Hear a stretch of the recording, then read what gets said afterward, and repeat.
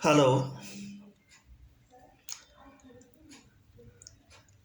સંત કબીરજીના એક દોહામાં કહ્યું છે કે પોથી પઢી પઢી જગમુવા,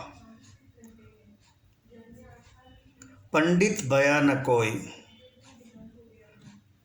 ઢાઈ અક્ષર પ્રેમ કા, पढ़े सो पंडित होय।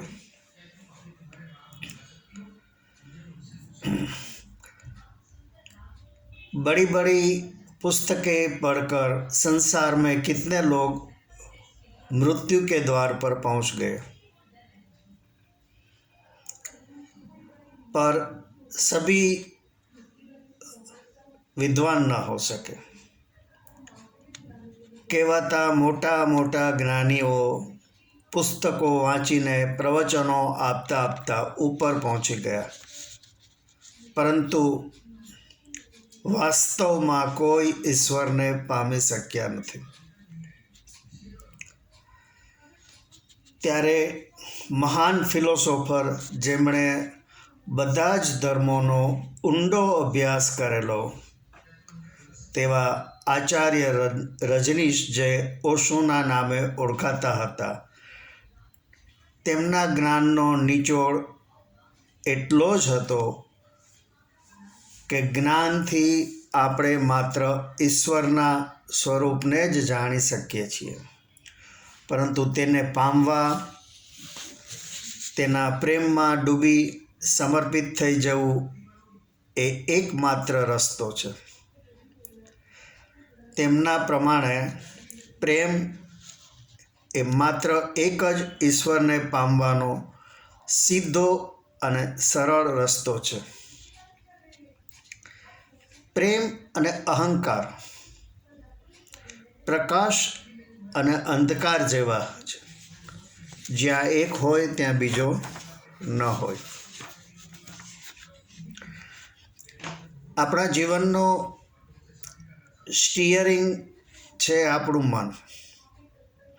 આપણા મનમાં ઉત્પન્ન થતા ભાવો જેવા કે ક્રોધ, અહમ, ઈર્ષ્યા, એ બધાની વિપરીત અસર નિશ્ચિત રૂપે આપણા સ્વભાવ અને સ્વાસ્થ્ય પર પડે છે।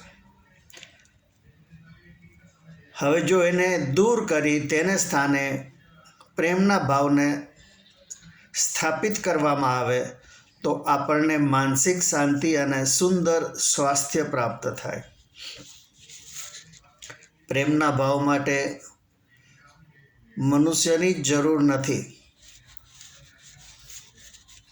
ઈશ્વરના આ અદ્ભુત સર્જન એટલે કે પ્રકૃતિ પ્રત્યેનો પ્રેમ,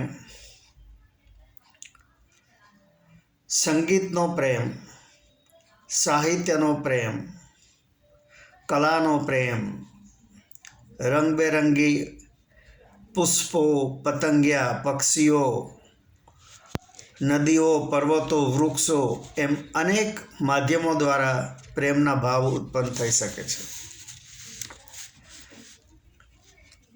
જેના વિવાહ મેવાડના પ્રિન્સ ભોજરાજ સાથે થયા હતા, તે કૃષ્ણ ભક્ત કવિ મીરાબાઈ કૃષ્ણના પ્રેમમાં એટલી લીન હતી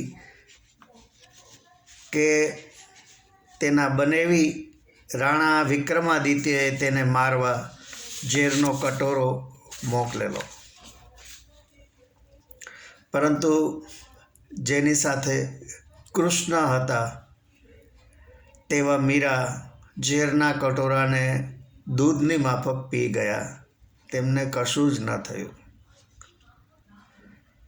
મીરા તો હંમેશા કહે, મેરે તો गिरिधर गोपाल दूसरो न कोई। આ મીરાના જીવન પરથી એક લખવામાં આવ્યું છે કે પ્રેમનો માર્ગ છે સુરાનો, નહીં કાયરનું આ કામ। મીરાના જીવન પર અનેક પ્રયત્નો કરવામાં આવ્યા, છતાં મીરા કૃષ્ણ ભક્તિમાં અડગ રહ્યા। આપને મારી આ વાત ગમી હોય તો મારા વિડીયોને લાઈક કરજો, મારી ચેનલને સબસ્ક્રાઈબ કરજો અને આપણા ગ્રુપમાં શેર કરજો. આભાર. આવજો.